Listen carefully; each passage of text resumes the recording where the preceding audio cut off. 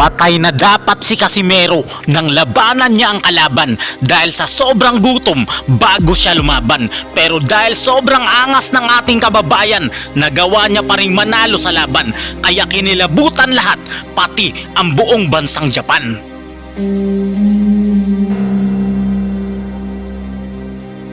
Isa sa pinakadelikadong laban ni Cuadro Alas General Casimero ay ang kanyang huling laban na ginanap sa Japan kontra sa preparado at napakatindi ng kondisyon ang mas bata na si Saul Chances ng Amerika pero may dugong Meksikano.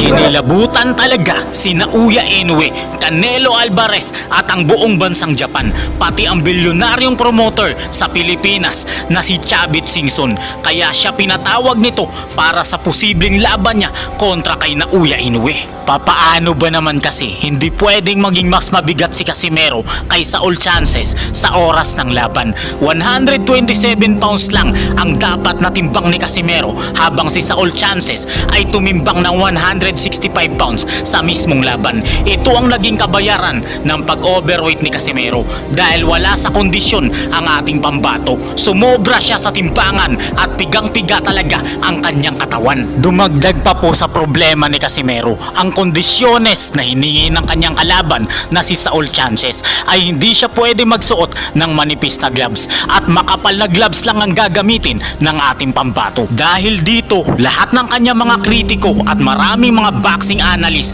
pati na yung mga boxer na talagang nakakaintindi ng rehydration ng isang boxer sa laban ay naniniwala na suicide mission talaga ang gagawing laban ni Casimero. Kumbaga, sigurado na ang kanyang pagkatalo dahil pigang-piga siya at hindi pwedeng kumain. Wala nang lakas dahil kailangan niyang panatilihin ang 127 pounds na timbang hanggang sa oras ng laban. Samantalang si Saul Chances ay tumimbang mula 122 pounds sa weigh-in hanggang 165 pounds nang tumungtong na ito sa ibabaw ng lona. Kaya ang hirap isipin kung paano nanalo si Cuadro Alas General Casimero sa laban na ito at napakaraming natalo na kanyang baser at kritiko. Yung totoo sa yung ginawa ni Casimero, that's a suicide mission. Totoo na, suicide mission yun. Ngayon. Kasi dehydrated siya. Oo, Dehydrated siya, eh. gutom siya. Tapos, lumaban siya. Plus, the idea na natapos yung laban ng first round. Oh. Even my wife, medyo, kasi sabi ng wife ko, habang nanonood kami, grabe naman galing ni Casimero. Paano siya nanalo na dehydrated, tsaka gutom? Oh, yan. Kasi yung wife ko, fighter din kasi yun eh. Ano yun eh, Ayun. kasi yung champion. So, she understand the process. So, Kaya kinilabutan ang buong bansang Japan at natakot na talaga sila na ipalaban ang kanilang pambato na si Naoya Inoue. Kaya nila pinagbawalan na lumaban sa Japan si Cuadro Alas General Casimero pagkatapos manalo kay Saul Chances dahil ang lahat ng kanilang boksingero na nakalaban ni Casimero ay nagpatotoo na talaga na kayang-kaya talagang i-knockout ni Casimero si Naoya Inoue na kanilang pambato. Kaya sa bidyong ito, pag-uusapan natin kung paano natakot ang buong bansang Japan at kinilabutan si Inoue, si Canelo Alvarez at si Chavit Singson dahil lahat ng nakalaban ni Inoue ay natakot at natalo kay Cuadro Alas General Casimero at sila talaga ay nagpatotoo sa mga interview.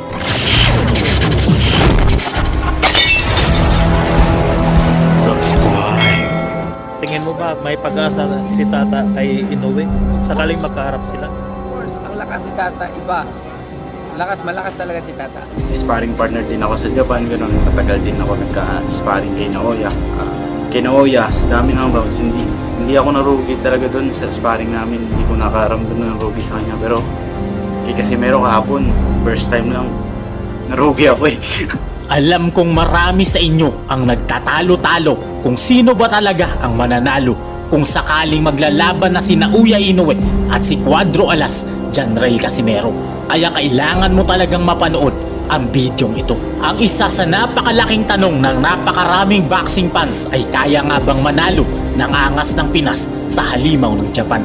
Sa bidyong ito ay bibigyan natin ng kasagutan ang tanong na ito ng napakaraming boxing fans. Tatlong boksingero ang nakalaban na ni Inoue at Casimero ang magpapatotoo na kaya talagang manalo ni Casimero kontra kay Naoya Inoue at mukhang delikado at dihado sa kamao ni Casimero ang hapon na ito. At si Nonito Donaire na 2 beses nang nakalaban ni Inoue ay sinabi na kaya talagang manalo ni Casimero laban kay Naoya Inoue.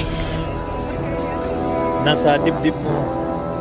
2 beses mo nakaharap si Inoue. Maraming nanonood dito. Oo, 2 beses yan. Sa tingin mo ba kaya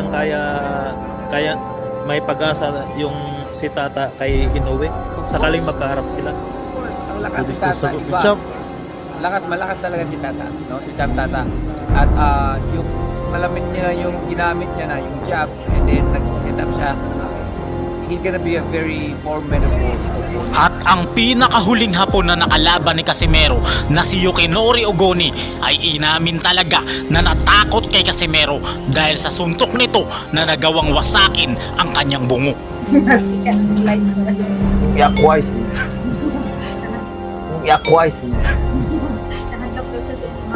Inamin talaga dito ni Ogoni na natakot talaga siya kay Casimero at siya ay natalo sa laban. At kung maglalaban si Inoue at Casimero na parehas niyang nakalaban, sigurado daw na may paglalagyan talaga si Naoya Inoue sa left hook ni Casimero. Ito ang napakatinding left hook ni Casimero na siyang tatapos kay Naoya Inoue.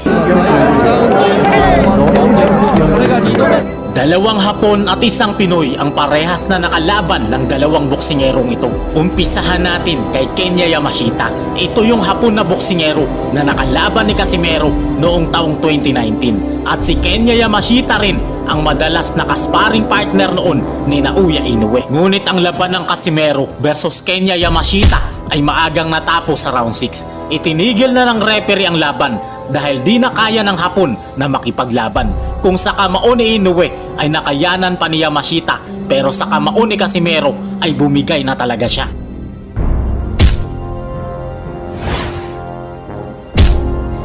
Sa isang interview ay hindi daw matamaan ni Yamashita ng counter si Casimero. Pero si Inoue ay madali lang nitong natatamaan. Napakalayo ng distansya ni Casimero ayon kay Yamashita sa gitna ng laban. Kaya mahirap patamaan. Pero pag ito na daw ang umuopensa ay tumatalon ito sa kalaban. Sinasabay ang suntok na pangmalakasan na mahirap ng iwasan.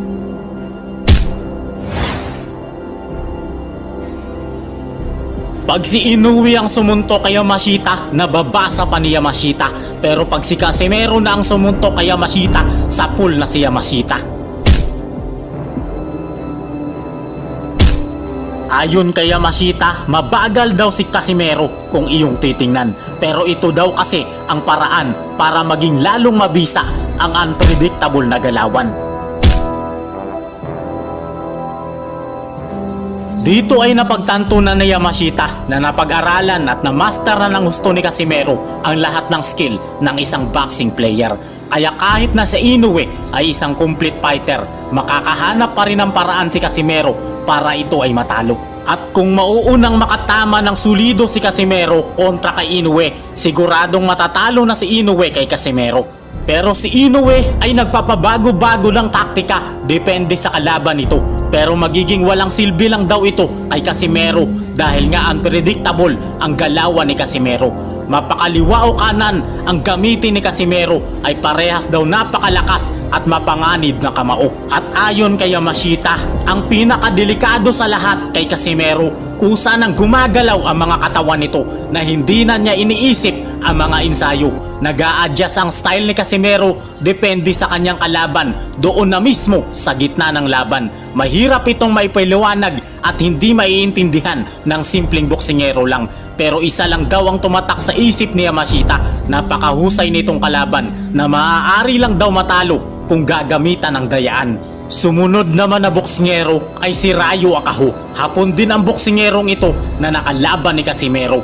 Ito ang nakakagulat na revelasyon ng Hapon dahil ayon sa kanya, pagdating kay Inoue, madali lang niya itong tinalo. Dumating pa nga sa punto na 3 beses niya itong napabagsak sa kanilang sparring na laban. 井上選手は内割りに右フックだけ当てるとか左フックを狙ってるっていう感じ、左ボディっていうより前半少なかったよね。ジャブ。うん、ボディにジャブと右ストレートを多発しているから、まあ、ボディ左ボディで取っといて、Pero pagdating kay Casimero, iba ang naging kwento. Dahil halos mamatay daw si Akaho sa lakas ni Casimero. Nabasag pa nga ang panga nito sa lakas ng suntok ni Casimero. At ito ang dahilan kung bakit siya natalo.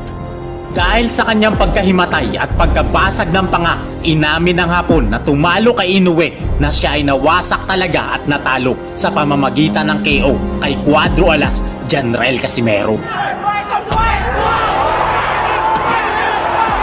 Sa lakas ni Casimero ay natakot talaga si Akaho kaya siya nag-inarte at kusang sumuko. Isang bagay na hindi niya naramdaman nang makaharap niya si Inoue. Kaya para sa kanya, kung maglalaban si Inoue at Casimero, sigurado daw na may kalalagyan talaga si Inoue sa lakas ni Casimero. Ang pangatlong boksingero na buhay na magpapatunay na kaya talagang matalo ni Casimero si Inoue ay si Pete Apolinar, isang Pilipinong boksingero na ilang beses ding nakasparing ni Inoue at nakasparing din si Casimero. Sparring partner din ako sa Japan, ganun, matagal din ako nagka-sparring kay Naoya. Kumbaga sa dinami-dami na, marami na rin yung rounds namin na nagpalit. Suntok, kumain ako ng suntok niya. Ganun. At yun, naramdaman ko yung mga pinagkaiba nila. At ano. Ayon kay Apolinar, si Casimero daw ang klase ng boksingero na sa una ay magpapagpag lang ng kalawang, pero sa oras na ito ay maging seryoso ay naramdaman niya talaga ang pagiging halimaw nito na para daw isang leon sa ibabaw ng lona. Hindi naman bago sa atin na yung lakas niya talaga. Pero nagano, parang nasurpresa ako kasi yung unang nakita ko siya nag-sparring. Ano lang pala yun, parang akala ko ganun, parang spar play lang, pero parang nagpapagpag lang pala siya ng kalawang. Kasi nung kahapon, nung last sparring kami, grabe, parang na siyang leon. Grabe, iba na yung kondisyon niya, ibang Casimero na yung ano. Pagtungtong mo ng ring, parang iba na, nandun na yung killer instinct niya eh. Isang bagay na hindi niya naramdaman kay Naoya Inoue, ito ang lakas ng presensya ni Cuadro Alas, Janrael Casimero. Nang makalaban niya daw si Casimero, sobrang unpredictable talaga ng mga suntok nito. Dahilan upang hindi talaga mabasa ang mga atake ni Casimero ng isang boksingero. Talaga, angas na pila. Kasi yung mga suntok niya, ano eh, unpredictable kung baga. Kasi, tsaka, hindi mo siya makukumpiyansahan talaga kasi yung pag-ilag niya, merong babalik na mas malakas. Ganun. Ayon din kay Apolinar, gamit ni Casimero ang mga paa at inuunat niya ng gusto ang kanyang katawan upang maging todo bigay ang suntok na kanyang papakawalan. Baga, yun sa pag-ilag niya, nandun pala yung, dun niya siniset up yung malakas na counter, ganun. Ay, yung lakas ng suntok niya nagagaling talaga sa ano niya, sa hip, sa leg, ganun. Binibend niya talaga yung knee niya para pagbigay, talagang tutubigay talaga. Nang makaharap daw ni Apolinar si Naoya Inoue, ilang beses daw siyang kumain ng kamao ni Inoue pero hindi siya narugi. Pero nang unang beses niyang makasparing si Casimero ay narugi talaga siya ng gusto. Partida ni Casimero, first time pa ito. Kay Naoya, sa dami ng rounds, hindi ako narugi talaga doon sa sparring namin. Hindi ko nakaramdam ng rugi sa kanya. Pero kay Casimero kahapon, first time lang, narugi ako eh. Tinanong ni Diego Bandido si Pete Apolinar ng isang seryosong tanong kung sino sa tingin niya ang mananalo kung maglalaban si Inoue at Casimero, at ikakagulat mo talaga ang naging sagot nito. Sino yung mananalo pag naglaban sila? Para sa akin, malaki yung chance nila parehong manalo. Sinong tamaan, may kalalagyan talaga kasi para sa akin, yung lakas ni Casimero iba. At sa tatlong boksingerong ito na nagpatotoo na kaya talagang manalo ni Casimero laban kay Naoya Inoue, sana'y nasagot nito ang malaking katanungan sa isipan mo. At ang pinakamalaking dagdag dito na si Yukinori Ogoni ay nagsabi talaga na siya ay natakot at natalo kay Cuadro Alas, Janrael Casimero, at ang nakalaban niya sa sparring na si Naoya Inoue ay kayang-kaya talagang in-knockout ng ating pambato. Wala nang ibang makakatalo kay Naoya Inoue kundi si Casimero. いや、怖いっすね。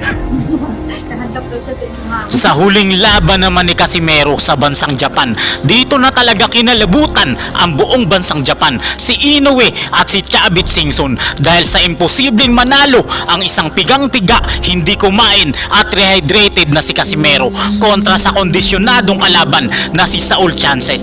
127 pounds lang si Casimero kontra sa 165 pounds na si Sanchez.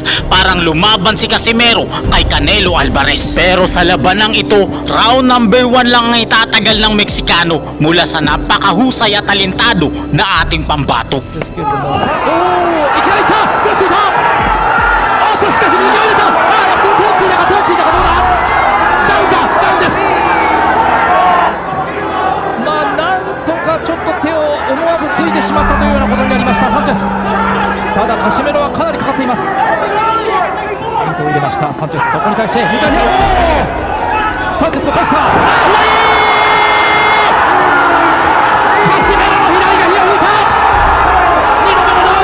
Natakot talaga ang buong bansang Japan sa lakas ni Casimero dahil sa imposible itong manalo, pero nagawa niya pa rin manalo. Pati si Chavit Singson ay kinilabutan sa ating pambato.